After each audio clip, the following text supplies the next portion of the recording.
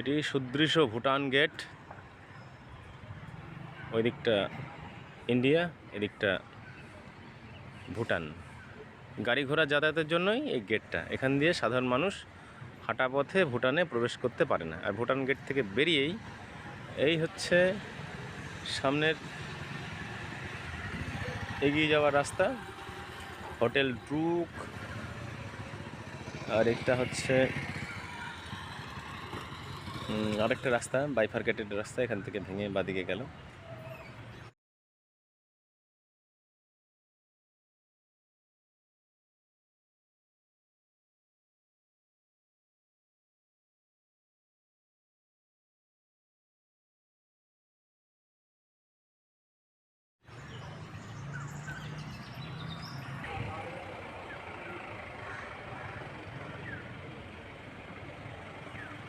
When সাম লাম।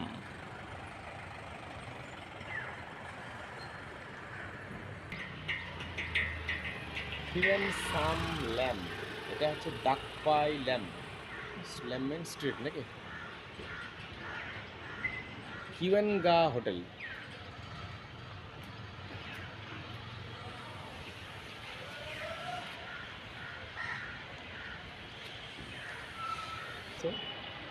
Customs office বলা।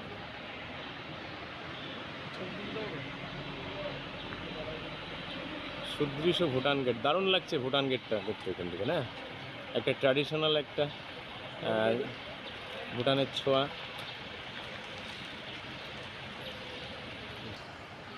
India থেকে ভুটানে বা ভুটান থেকে ইন্ডিয়াতে গেলে তো দুদিকেই চেক হবে। গাড়ি মূলত ভুটান থেকে বেরিয়ে যাওয়ার সময় চেক হচ্ছে, ইন্ডিয়াতে ঢোকার সময় কোনো চেক কিছু হচ্ছে না। সকলকে সুপ্রভাত জানাই।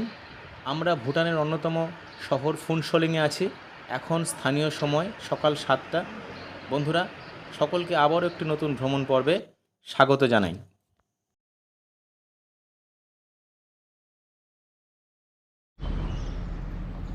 আমরা এখন আছি ভুটানে। ভারত থেকে, ইন্ডিয়া থেকে ভুটানে এসেছি, গতকালকে এসেছি।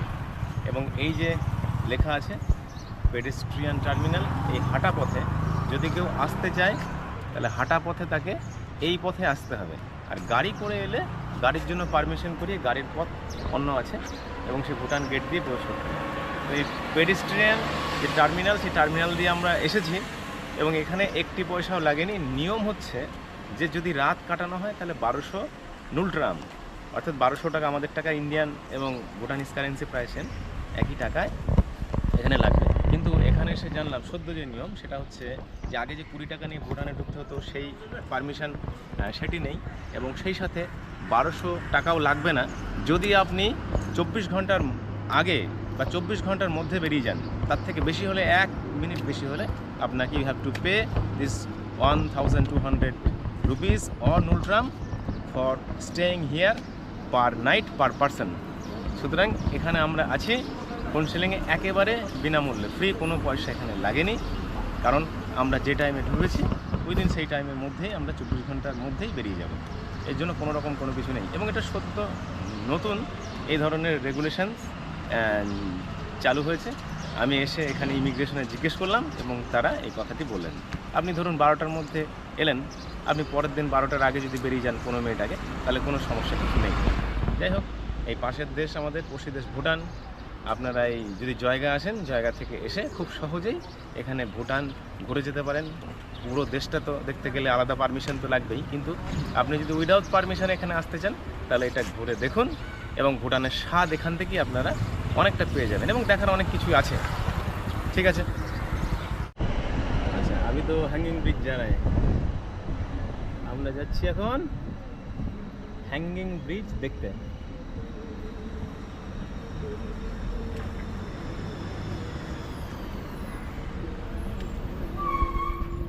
এইসব বন্ধুরা সব হাই হ্যালো করে দাও।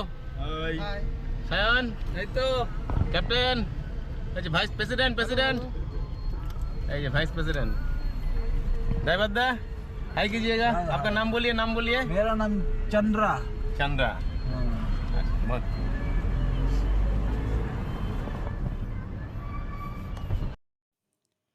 আমরা ফুনসোলিং শহরে হোটেল ড্রাগনে রাত্রিবাস করেছি এবং সকালবেলায় আমরা বেরিয়ে পড়েছি এই ফুনসোলিং শহরকে ঘুরতে।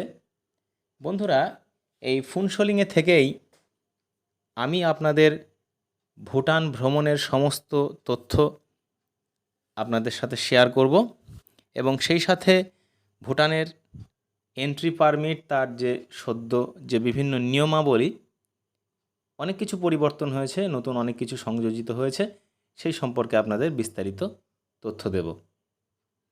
তো চলুন বন্ধুরা, আমরা যেতে যেতে এই সমস্ত তথ্য আপনাদের দেব এবং আশেপাশে যে প্রাকৃতিক পরিবেশ, দৃশ্য এবং ফুনসোলিং কেমন দেখতে সেগুলো আপনাদের দেখাবো। ঘরের পাশেই আমাদের পড়শি দেশ ভুটান। এখানে চারিদিকে বর্ণময় মনাস্ট্রি, মৌন পাহাড়ের সারি আর নয়ন ভোলানো যে ল্যান্ডস্কেপ, এর মধ্যে দিয়েই ব্যাখ্যা দেয়া যায় ভুটানের প্রকৃতিকে। বলতে গেলে ভুটান আমাদের ভারতের পাশেই অবস্থিত এবং এক সুন্দর দেশ।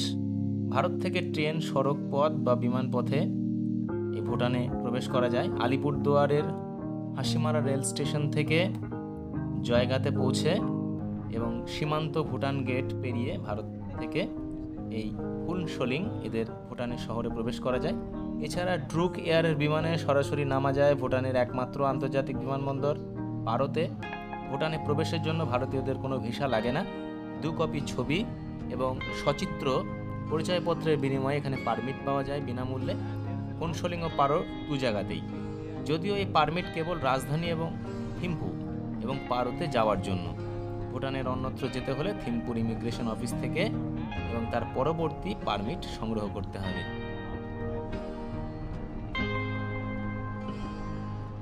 বন্ধুরা, আপনাদের এই ভুটান ভ্রমণ সম্পর্কে একটি তথ্য দেব। চারিদিকে পর্বতে ঘেরা এই পাহাড়ি সবুজ প্রকৃতির কোলে ছড়িয়ে রয়েছে ভুটানের বিভিন্ন শহর। থিম্পু, যেটি রাজধানী, পারো, পুনাখা, হা ভ্যালি এবং ওয়াংদি ফোদরং বলে একটা জায়গা আছে সেটি। আর এই অচেনা পথে এই পাড়ি দিয়ে দেখে নেওয়া যায় খোবজিকা, ট্রংসা এবং বুমথাং এই জায়গাগুলো। মূলত ভুটানকে ভালোভাবে ঘুরতে গেলে 2 ভাগে ভেঙে ভ্রমণ করলেই সুবিধা হয়।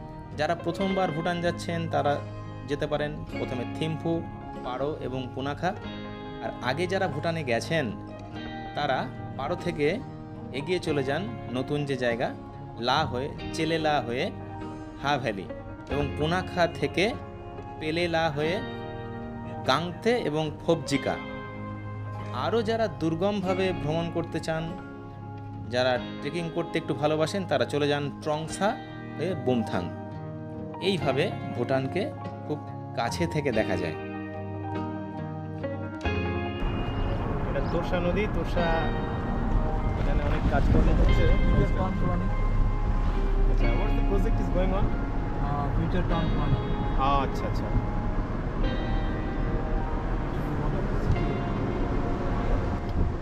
আমরা এই তোরসা নদীর পাশ দিয়ে পাহাড়ি পথে এঁকে বেঁকে ক্রমশ এগিয়ে চলেছি।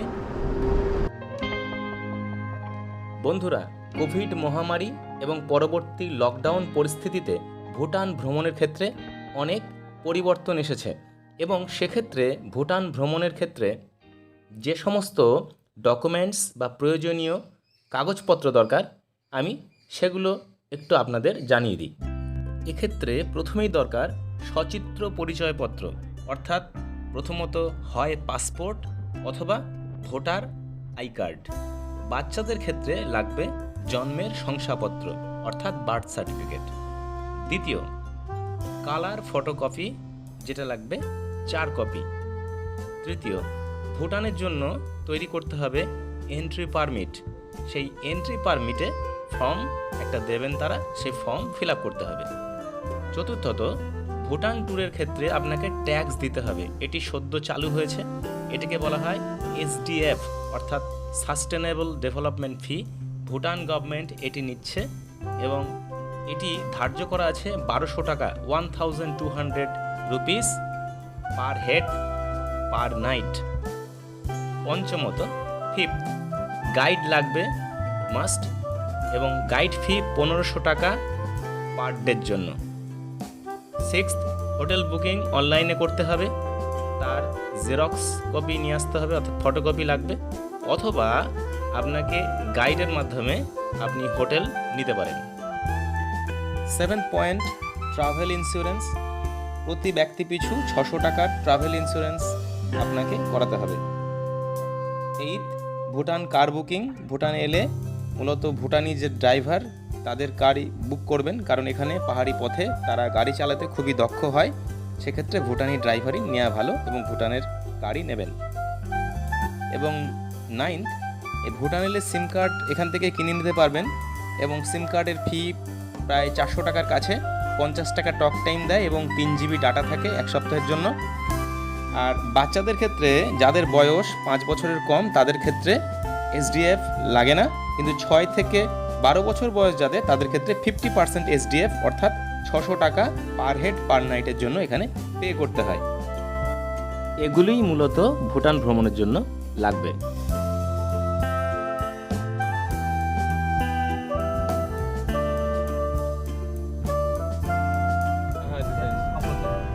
For that, there is also one name, Bata Poli. What's called? Bata, Bata. Bata. Bata means the pattern. Pattern, আচ্ছা আচ্ছা।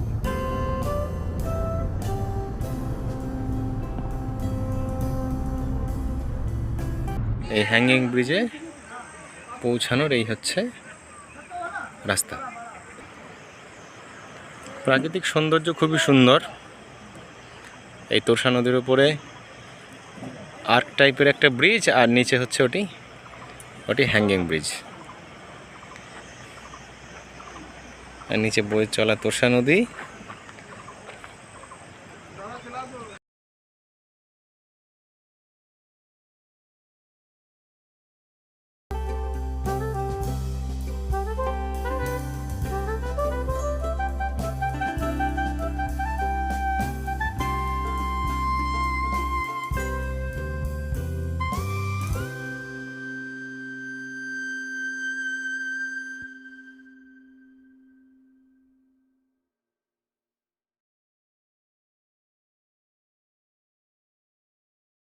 বাহ, এই যে হ্যাঙ্গিং ব্রিজ একেবারে ফাঁকা হয়ে গেছে, আগে অনেক ভিড় ছিল।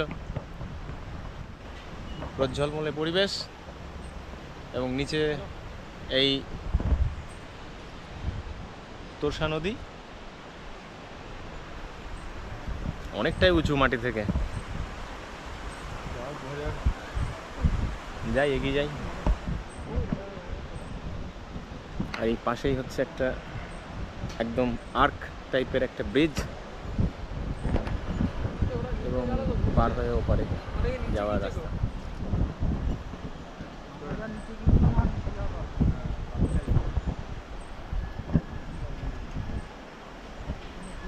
আর এই হচ্ছে নিচে নদী।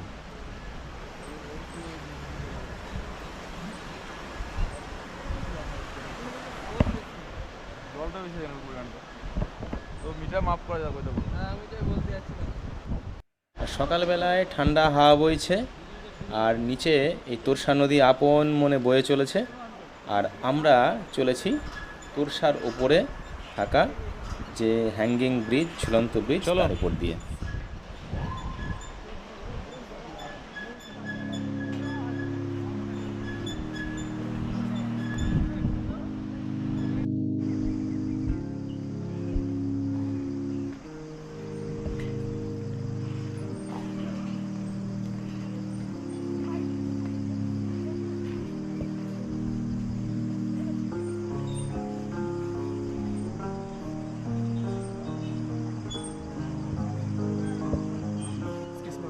বন্ধুরা, আপনারা দেখুন সকালবেলার প্রাকৃতিক পরিবেশটা কত সুন্দর, সত্যি একবারে যেন বাঁধিয়ে রাখার মতো ছবি।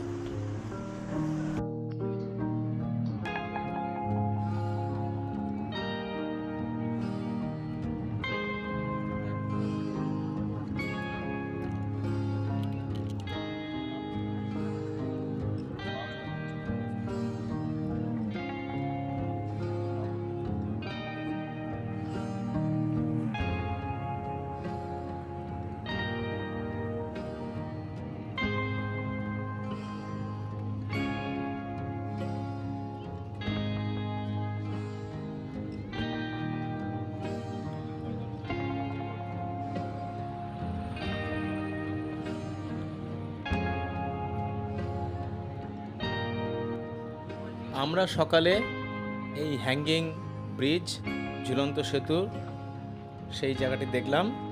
আমরা প্রায় আধ ঘন্টার সময় সেখানে অতিবাহিত করলাম। এখন আমরা যাচ্ছি অন্য একটি স্থানে। দর্শনীয় জায়গা সিটি ভিউ পয়েন্ট।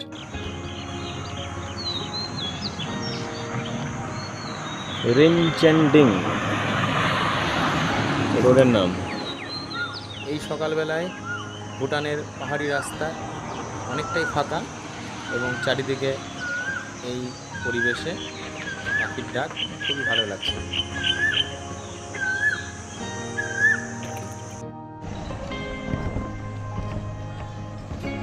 এটি ভুটানের একটি কলেজ, এটি ভুটানের একটা government college, science and technology college.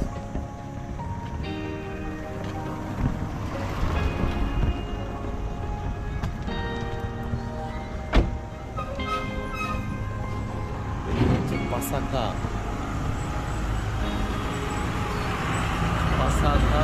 River. আর এইটা হচ্ছে এন্ট্রি পয়েন্ট।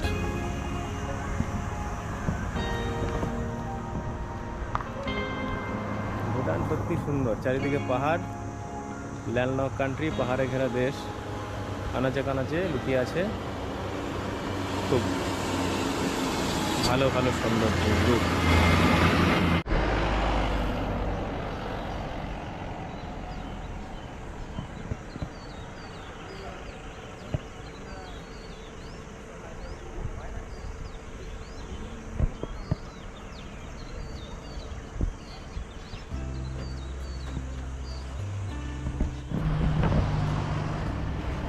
এটি যে ফুনশেলিংয়ের যে সিটি সেন্টার, সেই সিটি সেন্টার থেকে এটি প্রায় 4 কিলোমিটার দূরে এসেছি। এটি পাসাখা যে নদীর নিচে পাসাখা রিভার, সেই পাসাখা রিভার ফ্লো করছে এবং এই ওপর থেকে তোমার নিচের যে শহরের ভিউ পুরো দেখা যায়, পুরো এটা শহরের ভিউটাকে দেখা যায় একটা অংশে। এবং এটি একটি টুরিস্ট স্পট এবং অন্যতম একটি আকর্ষণ, কারণ এখান থেকে পুরো শহরের ভিউটা সম্পূর্ণভাবে দেখা যায়। আর এই দিকে হচ্ছে এন্ট্রি পয়েন্ট, চেক পয়েন্ট আছে, এদিকে চেক পয়েন্ট আছে। এই চেক পয়েন্ট পেরিয়ে ওই দিকে যেতে গেলে, ফার্দার আরও এগিয়ে যেতে গেলে, ভুটানের ভেতর যেতে গেলে পারমিশন লাগবে এবং তার জন্য আপনাকে সেই পারমিশন ফুনশেলিং থেকে করে আসতে হবে। সে পারমিশন থাকলে তবেই ওদিকে যাওয়া যাবে, না হলে আটকে দেবে।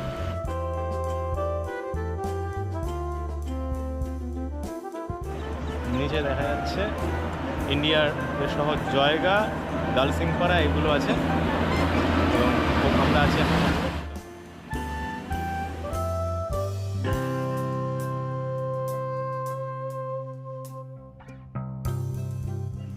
তারপর জয়গা, এই জায়গাগুলো, ওখানে ফেন্সিং আছে, ওই যে ফেন্সিং, ওই যে ফেন্স দেওয়া আছে, ওই যে ফেন্স সাদা, এই ফেন্স যেটা, এই ফেন্সটার এই বর্ডার, এই দিকটা হচ্ছে ভুটান এবং অপর দিকটা, ওই দিকটা ইন্ডিয়া। এবং এটা অনেকটাই উঁচু, নিচে শহরটাকে একদম পুরো ছবির মতো লাগছে। এখানে অনেকটা সময় অতিবাহিত করে আমরা এখন যাব আমাদের হোটেলে এবং সেখানে দুটি খাওয়া দাওয়া করতে হবে। এই খাবার প্রসঙ্গে একটা কথা বলি, ভুটানের জাতীয় ডিশ খাবার হলো ইমা দাৎসি।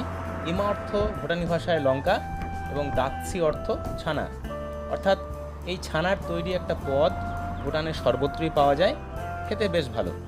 এবং সে তুলনায় আলু এবং চিজ সহযোগে কেওয়া দাৎসি অনেকটাই স্বাদ, হালকা সরল স্বাদ এবং ছোটোদেরও যথেষ্ট ভালো লাগবে। ভুটানে এলে অবশ্যই এই খাবারটি টেস্ট করে দেখবেন। এবার ঘরে ফেরার পালা। দেখা হবে বন্ধুরা পরবর্তী ব্লগে। সকলে ভালো থাকবেন। Thank you.